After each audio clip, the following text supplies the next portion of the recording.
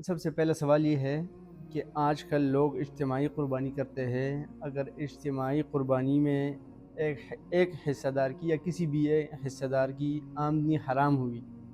تو اس کا کیا حکم ہے؟ بسم اللہ الرحمن الرحیم نحمدہ ونصلی علی رسولہ الکریم اما بعد۔ آپ نے یہ جو پہلا سوال کیا ہے اجتماعی قربانی کے حوالے سے، میں کہتا ہوں کہ بہت ہی زبردست اور بہترین قسم کا آپ نے سوال کیا ہے۔ جی ہمارے معاشرے میں ظاہر سی بات آپ دیکھیں کہ جانور کتنا زیادہ مہنگا ہو گیا ہے۔ بکرے بھی جو ہے نا 60 70 80 ہزار کے مل رہے ہیں۔ تو درمیانیہ یعنی کہ جو وہ لوگ جو درمیانے لوگ ہیں، ٹھیک ہے، جن کی اتنی زیادہ کمائی وغیرہ نہیں ہے، تو وہ اجتماعی قربانی میں حصہ ڈالتے ہیں، ٹھیک ہے۔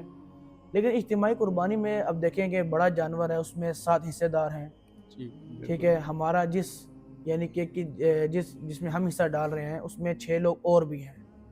تو وہ 6 لوگ کون ہیں، ان کی آمدنی کیسی ہے، حلال بالکل کی ہے، جی حرام جی کی جی ہے، اس کے بارے میں تو ہمیں علم نہیں ہے۔ بالکل البتہ جو مسئلہ آپ نے مجھ سے بھی پوچھا ہے، اس مسئلے کو اس کے متعلق میں یہی کہوں گا کہ ایک جانور جو ہے، بڑا جانور جس جی میں 7 حصے دار ہیں، ٹھیک ان میں سے اگر کوئی ایک حصہ دار ایسا ہو کہ جس کی آمدنی حرام ہے، ٹھیک ٹھیک ہے، سودی کمائی کا اس نے پیسہ لگایا ہوا ہو، اس کی کمائی تو اس کی قربانی تو ناجائز ہوگی، اس ٹھیک کی قربانی تو خراب ہو ہی گئی۔ لیکن اس کی قربانی کی وجہ سے جو بقیہ کے 6 حصے دار ہیں، ان 6 حصے داروں کی بھی قربانی بالکل ضائع ہوگی۔ ٹھیک ٹھیک لہٰذا یہ ہے کہ جب بھی آپ یعنی کہ اجتماعی قربانی میں اپنا حصہ ڈالیں، ٹھیک ٹھیک ہے، سب سے پہلے تو جو اجتماعی قربانی جو لوگ کرتے ہیں، زیادہ تر آپ کو پتہ ہے مساجد اور مدارس والے حضرات کرتے ہیں، تو میری بھی ان سے یہی گزارش ہے کہ بھائی اس پروسیس کو بڑے احتیاط کے ساتھ، غور و فکر کے ساتھ اور بڑی سنجیدگی کے ساتھ اس کو جو ہے نا یعنی کہ آخری مرحلے تک اس کو لے کے جایا کریں۔ ہر ایک بندے کے ساتھ تھوڑی سی تحقیق کر لیا کریں کہ آیا اس بندے کی آمدنی حرام کی تو نہیں ہے،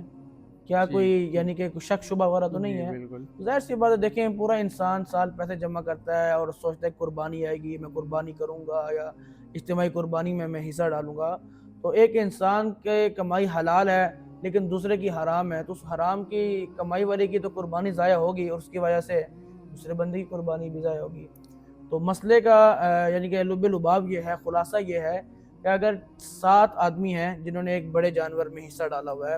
اور ان میں سے کسی ایک شخص کی بھی قربانی یعنی حرام کے پیسوں کی ہے، ٹھیک ہے، ٹھیک یعنی پیسہ اس نے ڈالا ہوا ہے،